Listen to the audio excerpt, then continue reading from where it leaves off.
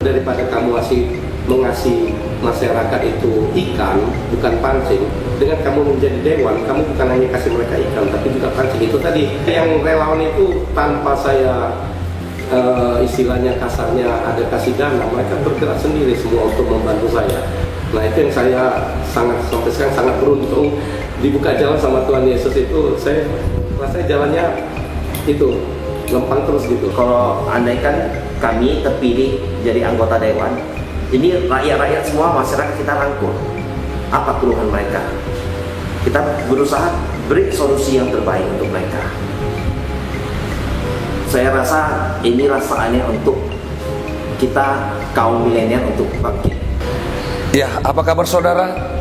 Negara Republik Indonesia akan menyelenggarakan pemilihan umum tepatnya pada tanggal 14 Februari 2024.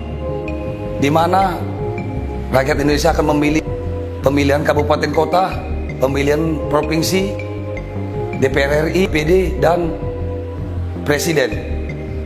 Terkait masalah pemilihan umum yang akan dilaksanakan, apa terobosan-terobosan ataupun yang telah dilakukan para caleg untuk mencari simpati masyarakat untuk memenangkan suara di dapilnya. Untuk saat ini di kantor aktual telah hadir caleg DPRD Kota yaitu Pak Indra SE dan caleg DPRD Provinsi Bapak Ferdinand Godang SHMH dari Partai Kebangkitan Nusantara. Selamat sore Pak Indra. Selamat sore Pak. Selamat sore Pak Godang. Ya, apa kabarnya Pak Indra? Baik. Pak Godang. Baik, sehat. Ya, ini Sehat semua. Pak Indra ini caleg ini ya dari DPRD Kota Medan. Dari dapil mana nih Pak? Dari dapil 3 Partai PKN, Partai Kebangkitan Nusantara. Ya, Pak Indra, ini sudah masa kampanye dilakukan oleh KPU mulai tanggal 28 November. Ya. Apa yang sudah dilakukan Pak Indra untuk mencari simpati ataupun dukungan dari masyarakat yang sudah diperbuat Pak Indra? Jadi kami dari Partai PKN, khususnya saya dan Pak Ferdinand Godang, kita terus di masyarakat untuk bersosialisasi, bersilaturahmi dengan masyarakat. Kemudian kita menerima aspirasi keluhan-keluhan dari masyarakat. Bisa contohnya seperti lampu jalan yang tidak hidup, kemudian ada drainase yang sekitar area lingkungan warga yang tidak jalan berakibat banjir. Ada juga sekolah-sekolah lingkungan yang banyak nyamuk, ya kita ada turun ke sana untuk fokus. Kemudian menghadiri acara pesta-pesta ataupun kemalangan dari warga kami. Jadi tidak putus hubungan kita dengan masyarakat. Dan ini sebenarnya pun sebelum kita ikut momen cara ini, memang kita udah sering bersosialisasi di lingkungan. Dan Pak Ferdinand Godang juga, saya kenal beliau juga aktif untuk bersosialisasi di lingkungan. Ya, ini tadi Pak Indra tadi dari dapil 3 nih. Iya. Dari dapil 3. Ini kecamatan mana aja nih Pak Indra? Kecamatan Medan Deli, Kecamatan Medan Timur, Medan Perjuangan, dan Medan Tembung. Ya, satu nih Pak Indra yang perlu kita ini kan tadi kita belum ada kenalan. Coba bisa Pak Indra kenalkan diri dulu sama pemirsa. Ya, berapa udah atau udah berkeluarga atau belum nih Pak Indra? Jadi saya Indra SE, caleg PKN dapil 3 nomor 8 ya. Saya umurnya 33 tahun. 33 tahun. Masih muda Pak Indra, luar biasa. Sudah menikah. Menikah ya. Anak satu. Ya. Anak satu ya. Anak satu umur 3 tahun. Iya. Jadi kalau menurut Pak Indra sendiri ini Pak Indra ini mencaleg ini. Ya. Apa sih tujuan Pak Indra untuk mencalonkan diri sebagai calon legislatif ini? Apa dasar ataupun motivasinya? Oke. Jadi sudah lama saya mengikuti perpolitikan di negara kita ataupun di luar negeri. Tapi saya berkecimpung sendiri di politik itu tahun 2021. 2021 itu saya awalnya ikut komunitas sosial. Komunitas sosial. Ya, saya ikut. Berarti ormas ya? Bukan. Bukan. Dia bukan ormas. Dia komunitas sosial. Jadi komunitas ini sering berbagi sedekah untuk ojol-ojol, terus ada menyumbang ke panti asuhan, panti jompo. Berarti kegiatan sosial nih, komunitasnya. Ya. Itu dilakukan sebelum Pak Indra caleg nih? Ya, betul. Tahun 2021, betul. Saya mengikuti komunitas ini, Happy Social Community. Jadi dari sana sering kita bagi kupon, survei langsung ke rumah warga. Saya lah yang biasanya ngikutin ketua untuk langsung terjun ke lapangan. Dari sana saya melihat, wah ternyata banyak ini warga kita yang kurang mampu. Lantainya semen, atasnya itu asbesnya bolong-bolong, ada yang nampak langsung sengnya, dindingnya juga kumuh. Jadi rasanya sedih kita melihat kondisi negara kita masih ada masyarakat yang begini. Sedangkan banyak kita di luar, kita mungkin yang kalau nggak ikut politik ataupun ikut komunitas sosial itu kita nggak tahu ya mungkin ya. Jadi dari sini hati saya tergerak. Kemudian saya bergabung ke partai. Nah, juga ada dukungan dari teman-teman masyarakat juga. Karena saya di lingkungan tempat tinggal saya di perumahan, kebetulan saya dipercayakan sama warga-warga saya, ada 60 kakak. Mereka percayakan saya jadi ketua komplek. Komplek apa itu? Perumahan Geraha Mustika. Geraha Mustika. Ya, di Buka Banting 2. Jadi dari sini saya melayani mereka. Jadi prinsip saya gini, saya jadi ketua komplek, segala keputusan itu saya berembuk dulu dengan warga masyarakat.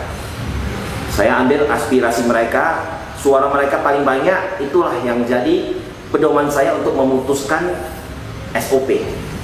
Jadi ketua itu prinsipnya, karakter ketua tidak boleh arogan, tidak boleh.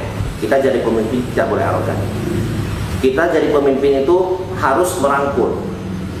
Nah, jadi kalau andaikan kami terpilih jadi anggota dewan, ini rakyat-rakyat semua, masyarakat kita rangkul. Apa keluhan mereka? Kita berusaha beri solusi yang terbaik untuk mereka. Jadi dasar Pak Indra tadi untuk mencalonkan menjadi calon legislatif ini, Pak Indra, ini dari mana ini dukungan ini? Apakah dari istri, atau dari keluarga, atau gimana ini? Atau dari rekan-rekan teman atau masyarakat? Dari teman-teman, dari masyarakat, dari warga-warga. Malahan dari keluarga saya awalnya tidak setuju, karena perpolitikan di negara kita yang sebelumnya ya ada sedikit membuat warga sebagai mungkin takut, karena kalau dibilang ikut caleg, wah ini habis duit ini nanti gitu. Jadi dari pihak keluarga sempat tidak setuju di awal, tapi ya dengan saya membuktikan kepada mereka, nah ini saya di partai ini ya, partai PKN ini jalannya tidak melenceng ke sana yang seperti yang selama ini digaungkan di media-media. Ya, Pak Indra, ini pastikan ada motivasi dan tujuan Pak Indra ini sebagai caleg untuk mencalonkan diri ya untuk DPRD Kota Medan. Apa sih motivasi dan tujuan? Tapi jangan dijawab dulu Pak Indra. Kita akan ke Pak apa dulu? Pak Ferdinand Godang, SESHMH. Ya, gimana Pak Ferdinand Godang? Bapak ini sebagai caleg untuk provinsi. Bisa dijelasin Pak Godang sejauh mana perkembangan Pak Godang di lapangan ataupun di masyarakat, apa yang sudah dilakukan Pak Godang? Bisa dijelasin? Oh ya, siap. Jadi sama seperti Pak Indra, kebetulan kan Pak Indra ini tandem saya ya untuk di tandem ya? Benar, di dapil 3 ya. Tadi di Medan Daily, Timur, Perjuangan sama Tembung. Nah, yang tadi di sosialisasi itu ya itu yang tadi seperti Pak Indra bilang, ada penerangan lampu kita perjuangkan, fogging dan juga drainase. Nah, jadi ditambah lagi saya karena provinsi, saya sosialisasi juga ke warga-warga. Jadi saya datangi ke satu lingkungan, di sana saya pertanyakan keluhan mereka apa, ya kan. Nah, nanti kita tampung, ada yang bisa saya realisasi, langsung saya realisasi. Tapi ada yang nggak bisa, mungkin saya tidak janji juga ke mereka. Nanti saya bilang kalau saya terpilih dewan, ya saya juga nggak berani janji saya bisa lakukan itu. Karena kenapa? Saya nggak mau janji-janji, nanti jadinya seperti caleg-caleg terdahulu, kebanyakan janji saya bilang. Jadi saya bilang, saya juga nanti kalau terpilih, saya lihat dulu saya di komisi berapa. Jangan nanti warga sini minta saya perjuangkan di bidang kesehatan, ternyata saya di komisi misalnya hukum gitu. Nah kan, tapi bisa juga saya, tapi nggak janji. Saya bilang, tapi mungkin nanti teman-teman kita sesama anggota dewan, ada yang di bidang kesehatan yang butuh di warga sini bantu, pasti akan kita perjuangkan, tapi saya tidak janji. Saya beritahu begitu ke warga setempat. Ya, Pak Godang, apakah sudah berkeluarga atau gimana? Ya, siap. Pak Godang. Saya kebetulan sudah berkeluarga, putri saya 3 dan istri 1. Ya, tadi udah sempat Pak Godang bilang banyak janji. Jadi sekarang yang apa yang dilakukan Pak Godang ini kepada masyarakat supaya meyakinkan untuk memilih dan mendukung Pak Godang? Yang sekarang mau dilakukan Pak Godang ini? Ya itu tadi, saya nampung aspirasi masyarakat, keluar mereka apa. Seperti kemarin saya ada di Labuhan, mereka bilang, wah ini kami ada warga sini nih lagi nanam ini gitu kan, nanam cabai, ada yang nanam ini, gimana supaya ini kami bisa tingkatkan. Oh ya nggak apa-apa, saya bilang nanti saya akan bawa tim. Ya kebetulan begini, kadang mereka punya talenta sebenarnya, sama seperti mereka mau nanam ini, tapi tidak tahu ada yang kasih penyuluhan tentang tanaman itu gimana yang bagus. Sama juga saya lihat seperti Abang Beca, udah ke pemulung, ada juga yang warga yang tidak mampu, tapi mereka punya talenta, cuman mereka tidak bisa kembangkan karena tidak ada pelatihan-pelatihan itu tadi. Nah, saya sudah terpikir tuh kalau saya nanti anggota dewan, mungkin ya salah satunya saya akan buka satu posko seperti kita buat nanti pelatihan. Jadi warga-warga itu bisa datang, mungkin dia punya talenta di bidang lukis. Nah, kita bisa arahkan nanti talenta itu ke mereka dengan kita memanggil guru lukis misalnya. Nah, juga penyuluhan tadi seperti pertanian. Nah, saya akan bawa tim ahli yang ahli di bidang pupuk, pertanian, supaya nanti itu untuk ketahanan pangan mereka di rumah masing-masing ada nanam, misalnya itu tadi cabai lah, ada bawang lah, ini segala. Jadi untuk lingkungan mereka pun terkondisi ke depannya. Itu target saya nanti kalau terpilih juga. Tadi Pak Godang mengatakan bahwa saya caleg di PRD untuk Sumut ya? Iya, itu untuk meliputi mana gitu Pak Godang? Oh, saya kebetulan ada di 11 kecamatan. Itu termasuk dari Medan Utara, itu ada Belawan, Marelan, Labuhan, termasuk dari Painlet itu ada Medan Deli, Timur, Perjuangan Tembung, baru di ini Medan Kota, dan naik area sama Amplas. Berarti ada 11 kecamatan. Iya. Jadi Pak Godang, ini siapa dulu nih yang mendukung Pak Godang untuk mencaleg ataupun untuk mencalonkan diri menjadi calon legislatif untuk apa provinsi ini? Siapa duluan yang untuk apa? Mendukung Pak Godang menjadi caleg. Tapi jangan dijawab dulu Pak Godang. Kita akan lanjut ke Pak Indra ya. Pak Indra, ya tadi sampai kita tanggung tadi Pak Indra. Apa tujuan dan motivasi Pak Indra untuk mencalonkan diri sebagai calon legislatif untuk Kota Medan? Bisa dijelasin Pak Indra? Bisa. Jadi tadi ada disinggung sama Pak Ferdinand Godang mengenai sektor pertanian. Lupa saya sampaikan tadi. Ya. Saya termotivasi juga dari salah satu warga saya yang di Medan Deli. Jadi beliau ini pengusaha rempah-rempah. Jadi dia ada proposal teknis kerja di sektor pertanian. Jadi beliau sempat meminta saya untuk maju jadi anggota dewan untuk meningkatkan produksi pangan di Sumatera Utara. Tapi saya minta sama Pak Ferdinand Godang, andaikan kalau memang Pak Ferdinand Godang nanti di sektor pertanian, tolong nanti dibantu kembangkan sektor pertanian, karena menurut saya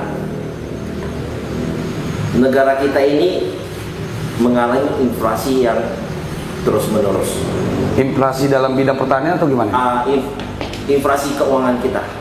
Nah, jadi ini semua ini berawal mula dari pangan, harga pangan yang terus naik kian, sehingga para buruh di masyarakat mereka menuntut adanya kenaikan gaji. Tidak bisa kita salahkan mereka, buruh-buruh ini, karena kenapa? Harga pangan yang terus meningkat ini, ya, mereka tidak mampu untuk membiayai anak istri mereka, sehingga meminta kenaikan gaji. Sedangkan di lain sisi pengusaha, contoh pengusaha roti ini, biasanya satu roti dijual Rp1.000. Dengan adanya permintaan kenaikan gaji dari buruh, maka roti ini dinaikkan ke 2.000. Tiap tahun begitu, naik gaji, naik barang, naik gaji, naik barang. Jadi uang kita inflasi. Nah, jadi untuk mengatasi permasalahan ini sebaiknya dimulai dari ketahanan pangan. Seperti yang dilakukan sama Presiden kita, Pak Jokowi, itu memang betul. Yang di program yang dijalankan itu memang sudah betul. Kita harus punya ketahanan pangan supaya negara kita keuangan stabil. Dan dengan adanya ketahanan pangan ini juga negara kita punya kepastian hukum. Selama ini kita lihatlah negara-negara yang yang tidak memiliki kepastian hukum, pasti kemajuan dari negara tersebut terhambat. Tapi kalau negara kita bisa lebih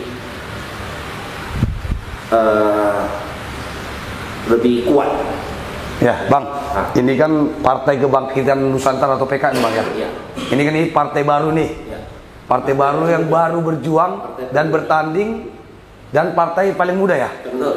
Baru ikut pemilu nanti di tahun 2024 nih. Ya, benar. Bang Indra, kok bisa sih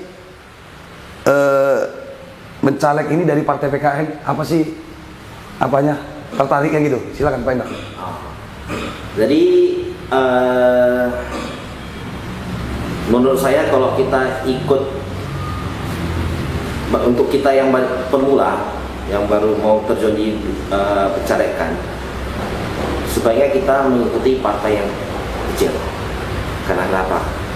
Kalau di partai yang besar, perwira besar, itu semua permainannya udah sangat hebat. Kita pasti kalah di sana.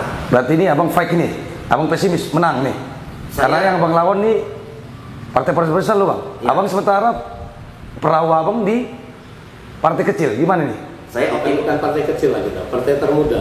Termuda. Oh, bukan partai muda, sorry. Ya. Pak Godang. Nah, ini saya optimis menang. Optimis menang. Optimis. Luar biasa Pak Indra, optimis menang. Karena kenapa? Dengan adanya ketum kita, Pak Anas Urbaningrum. Pak Anas Urbaningrum ini udah lama saya ikuti jejaknya. Beliau ini sosok pemimpin yang cerdas, santun, dan disukai kalangan mama. Ya Bang, ada lagi pertanyaan lagi Bang ini. Sejauh mana ini Bang? Abang caleg dari partai PKN, peluang abang 2024 untuk memenangkannya. Tapi jangan jawab dulu Pak Indra. Kita kembali bertanya kepada Pak Pedan Godang. Pak Pedan Godang tadi caleg DPRD Provinsi untuk Sumut 1 ya. Tadi pertanyaan saya tadi, siapa sih yang mendukung ataupun memmotivasi Pak Godang untuk menjadi caleg DPRD Provinsi? Bisa dijelasin Pak Godang? Mungkin sebelum itu saya jelasin tambahan tadi dari Pak Indra. Bahasanya Partai Kebangkitan Nusantara ini nomor 9, partai termuda dan pasti akan besar. Karena kenapa? Karena kita ketua umumnya itu Dwi Tunggal, Anas Urbaningrum bersama Imade Pasek. Jadi segala keputusan di partai itu mereka berdua lah yang putuskan. Jadi saya yakin ini akan besar. Nah, kenapa saya berkecimpung dan memilih Partai Kebangkitan Nusantara nomor 9 partai ini? Karena saya tahu sosok dari Imade Pasek dan Anas Urbaningrum ini sangat luar biasa. Memang saya awalnya tidak ada niat maju caleg. Dulu pun saya waktu di partai sebelumnya saya juga sangat menolak untuk maju caleg. Cuman karena ini desakan dari ketua Sumut itu Pak Edi Somsianturi selaku ketua untuk provinsi. Ya, saya ini istilahnya dipercaya partai sebenarnya, tapi ada sedikit pemaksaan untuk saya maju caleg support 1 ya kan provinsi. Tapi ya udahlah, saya diberi kepercayaan, katanya Godang, kamu selama ini banyak di organisasi sosial. Sebelum caleg kamu udah 5 tahun yang lalu, kamu juga sebagai wali kota Lira Medan, LSM memperjuangkan masyarakat yang dilakukan oleh oknum-oknum yang tidak becus.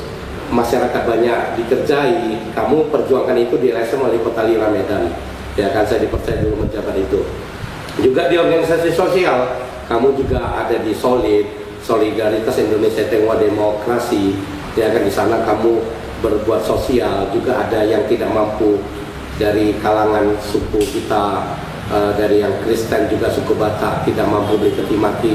Ada tim kamu juga, dan juga ada pembagian nasi setiap hari Jumat, berkah, dan lain-lain. Itu Pak Godang lakukan sebelum caleg? Saya, ya, teman-teman dengan saya. Iya. Tapi itu semua donatur-donatur kita sebenarnya, cuma kita pelaksana di lapangan.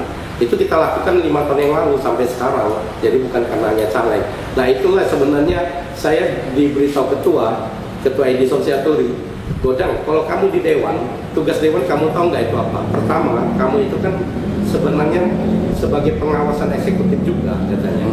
Nah, udah tuh pembuat anggaran, undang-undang untuk perda dan segalanya. Dan juga kan kamu di situ juga nanti katanya untuk mengontrol via eksekutif. Pengawasan dan juga untuk memperjuangkan aspirasi masyarakat itu membuat anggaran. Jadi kenapa nggak kamu itu, daripada kamu mengasih masyarakat itu ikan, bukan pancing, dengan kamu menjadi dewan, kamu bukan hanya kasih mereka ikan, tapi juga pancing. Itu tadi saya terpikir benar juga ya, begitu banyak warga kita yang nggak mampu tapi punya talenta, kenapa nggak kita kalau dewan itu dengan program pemerintah kita buat pelatihan, kita buka pos untuk pelatihan, sehingga mereka itu nantinya itu dapat pekerjaan yang untuk talenta mereka yang mereka jalankan. Nah itulah tergerak hati saya. Terakhir saya bilang oke lah ketua, saya minta izin dulu sama ibu saya untuk izin saya maju caleg, dan juga keluarga saya bilang, termasuk istri ya kan, sama anak. Dan terakhir dengan teman-teman dukung, ya udah kami support katanya, kalau Pak Godang mau maju kami support. Dan sekarang mereka yang relawan itu tanpa saya istilahnya kasarnya ada kasih dana, mereka bergerak sendiri semua untuk membantu saya. Nah itu yang saya sampai sekarang sangat beruntung dibuka jalan sama Tuhan Yesus. Itu saya rasanya jalannya itu lempang terus gitu. Jadi Pak Godang, saya ini kan tadi saya lupa beritahu juga, saya kebetulan gelar saya kan 3, jadi sarjana ekonomi saya itu tadi Ketua Edison bilang, kamu gelar 3 Godang, kenapa enggak dijalankan? Itu tadi saya sarjana ekonomi, saya kan kebetulan dari Unika Santo Thomas sarjana ekonomi, sarjana hukum saya dari Universitas Medan Area, dan magister hukum saya dari Universitas Mancabudi. Nah jadi ini Godang ini udah dibilang ekonomi paham, hukum paham. Nah ini sangat cocok kalau terpilih di kolaborasi ya, ekonomi dengan hukum ya. Bantu warga, bantu warga yang membutuhkan. Itulah membuat tekad saya, jadi saya maju. Tadi Pak Godang belum dijawab Pak Godang. Siapakah dulu yang untuk mendukung atau mendongkrak Pak Godang? Apakah dari istri, orang tua atau gimana nih? Nah itu tadi pertama itu Ketua ID Sosial Turi. Oh, Ketua PKN. Iya. Sama ibu saya, sama istri anak dan teman-teman itu tadi. Disitulah baru saya ya udah saya tekad, ya udah ini kali saya harus maju, karena dulu saya pernah maju saya itu hanya mendukung teman supaya jadi aja ya kan. Jadi kali ini ya saya perjuangkan, saya misalkan saya harus jadi. Ya, Pak Godang, tadi saya sempat mendengar bahwasanya Ketua Umum dari Partai Kebangkitan Nusantara yaitu Anas Urbaningrum. Ya, bersama Imade Pasek. Kita sudah melihat gimana historis sejarah beliau. Iya, benar. Ya, dia kan udah tahu kita. Ya. Mungkin para pemirsa udah tahu latar belakang beliau. Sebelumnya beliau dari Demokrat ya. Iya, benar. Dan sekarang menjadi Ketua Umum Partai Kebangkitan Nusantara. Benar. Pak Godang, apa nggak ada efeknya ini? Efeknya Ketua Umumnya ini sebelumnya kan ini memiliki sejarah yang tidak baik nih. Apakah ada efeknya untuk masyarakat tadi? Bapak sebagai caleg provinsi dari PKN, apakah ada efeknya Pak terkait masalah itu? Tapi jangan jawab dulu, Pak Godang. Ini kembali lagi pemirsa kita sama Pak Indra. Pak Indra, sejauh mana peluang Pak Indra ini menang untuk di pemilu 2024? Karena kita lihat ada partai-partai besar sekarang. Sementara ini partai muda, dibilang Pak Godang tadi, PKN partai muda. Di situ ada PDIP, ada Golkar, ada PAN, PKS. Sejauh mana peluang untuk memenangkan pemilu 2024? Jadi dilihat dari partai perahu ini, partai PKI ini punya sosok pemimpin seperti yang Pak Ferdinand Godang bilang, Imade Pasek dengan Pak Anas Urbaningrum. Dua sosok ini bukan dua sosok yang baru kita kenal, tapi sudah lama, ya. Jadi saya yakin dengan kepemimpinan Dwi Tunggal ini, ya, yang mereka sudah banyak pengalaman, dapat membuat partai ini besar. Kemudian dari saya sendiri, untuk 4 kecamatan ini, 2 kecamatan ini orang saya sendiri. Nah, jadi ada hubungan erat antara warga dengan saya. Nah, mudah-mudahan warga-warga ini terus berkomitmen untuk membantu saya.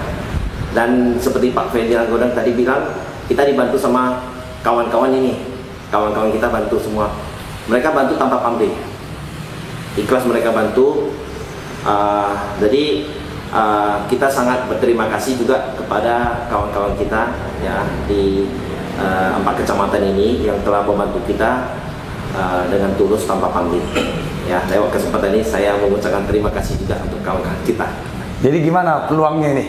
Yakin nggak nih menang nih? Yakin, saya optimis. Walaupun yang dihadapinya partai-partai besar nih, Pak Indra. Ya, jadi menurut saya memang kalah kita di pengalaman, ya, karena mereka kan udah besar nih. Cuma saya rasa inilah saatnya untuk kita kaum milenial untuk bangkit. Kaum milenial untuk bangkit. Yang muda berkarya. Ya, yang muda berkarya. Biarkan yang muda ini berkarya, berbuat untuk rakyat Indonesia. Ya, satu lagi Pak Indra, ini menarik sekali di kalang masa sekarang ini. Mungkin Pak Indra juga menemukan di lapangan sama masyarakat yang namanya kata Wani Piro ini. Gimana ini menurut Pak Indra? Tapi jangan jawab dulu Pak Indra. Kita kembali lagi dengan Pak Godang. Gimana Pak Godang? Adakah dampaknya ini? Dampak Pak Godang di lapangan menjumpai masyarakat bahwasanya Ketua Umum Pak Godang ini kan memiliki histori sejarah yang ini. Apakah ada pengaruhnya Pak Godang? Nah, sejauh ini karena sekarang zamannya udah zaman digital, semua bisa terbuka, transparan, bisa hanya Om Google dan segala macam. Nah, mereka sudah pada tahu bahasanya Anas Urbaningrum ini adalah istilah dipolitisasi. Nah, bisa lihat di YouTube juga, nanti dibuka itu katanya gantung di Monas kan.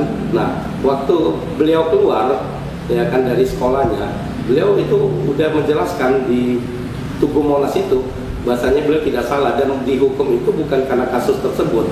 Nah, itu jelas semua. Makanya saya bilang di masyarakat ini mereka tidak mempermasalahkan itu karena mereka tahu bahasanya Pak Anas itu adalah orang yang benar. Makanya mereka tetap support dan dukung, dan mereka sangat semangat karena tahu wah ini partai ini ketumnya Anas ya sama Imade Pasek ya di Tunggal. Nah, mereka semangat, malah mereka kami boleh nggak buat KTA, kami boleh nggak buat KTA. Nah, saya sampai keteteran tuh ngambil KTP buat KTA mereka, sampai saat ini terus berlangsung. Jadi nggak ada efek sisi negatifnya ya ke masyarakat. Kalau menurut Pak Indra gimana? Betul, yang dibilang Pak Ferdinand Godang memang betul. Bahkan kawan-kawan saya juga orang itu dengar ketumnya Pak Anas Urbaningrum, orang itu mau masuk. Tambah semangat. Masuk ke Partai PKN. Iya. Jadi sekarang udah zamannya digital, orang sudah pada bisa cari info sendiri. Ya. Malah lucunya gini, saya tambahkan. Jadi begitu mereka tahu PKN ini Anas, wah langsung daftar sebagai KTA. Dan malah gini, mereka tahu pelapor PKN ini bergotong royong dan berdikari, wah mereka malah support itu tadi seperti relawan kita. Mereka support, keluarkan tenaga, waktu, bahkan duit mereka keluar sendiri, mereka bantu kita sosialisasi ke masyarakat. Jadi sangat luar biasa. Saya pun, waduh puji Tuhan ini, syukur sekali kita istilahnya modal nekat nih, majunya modal nekat nih. Kalau bilang, saya bilang nih, saya tiap kali bilang ini modal nekat nih, tapi puji Tuhan lah itu ada rencananya semua. Saya mengandalkan Tuhan itu dikasih jalan terus gitu. Bagus. Sangat luar biasa. Satu lagi Pak Godang, Iya. sama dengan pertanyaan Pak Indra tadi, adakah enggak Pak Godang jumpai di masyarakat terkait dengan Wanipiro? Wah, itu. Ya. Gimana untuk mengatasinya Pak Godang? Boleh. Bisa menjelasi, klarifikasikan terkait masalah itu? Ya, memang ada. Saya pun nggak memungkiri itu ada. Ya, tapi saya tetap memberitahukan mereka. Saya bilang, Pak, kalau misalnya memang begitu, ya bukan hanya Wanipiro, ada yang di rumahnya suruh saya timbun batu lah, ini segala, satu truk, 2 truk. Saya bilang, Pak, tugas dewan itu bukan begitu. Saya bilang, saya bukannya nggak mau ya kan, tapi ini nggak boleh saya lakukan, ini nggak mendidik yang bagus untuk generasi berikutnya. Dan kalau saya lakukan itu, nanti saya terpilih dewan, saya bilang, saya memikirkan gimana saya balikan modal saya bilang. Jadi saya nggak akan lakukan itu, saya bilang, saya nggak akan lakukan Wanipiro untuk yang tugas-tugas timbun tanah di rumah Bapak, ya kan, itu enggak, saya bilang. Tapi kalau nanti saya terpilih, saya melakukan program, ya kan, program-program yang bermanfaat bagi untuk masyarakat, bukan hanya itu satu pribadi, saya akan lakukan. Berarti sejauh ini masih ada temuan Ada. di lapangan Pak terkait Ya, masalah itu? Ada. Termasuk kasarnya ada yang nawarin nih, yuk nanti Pak Godang kita serangan Fajar biar terpilih. Oh maaf, saya bilang, saya kalau terpilih karena itu bagus, saya nggak usah terpilih. Yang periode yang 2 periode yang lalu saya pernah juga caleg, saya ditawar begitu, maaf saya nggak mau. Saya lebih bagus tidak terpilih daripada saya nanti jadi beban saya bilang terpilih dewan itu mikirkan balikan modal saya. Balikan modal ya. Ya, untuk Pak Indra sendiri gimana dengan terkait masalah itu? Pernah Pak Indra jumpai terkait yang masalah asal ke masyarakat di lapangan? Wanipiro ada itu. Gimana itu? Sering. Sering.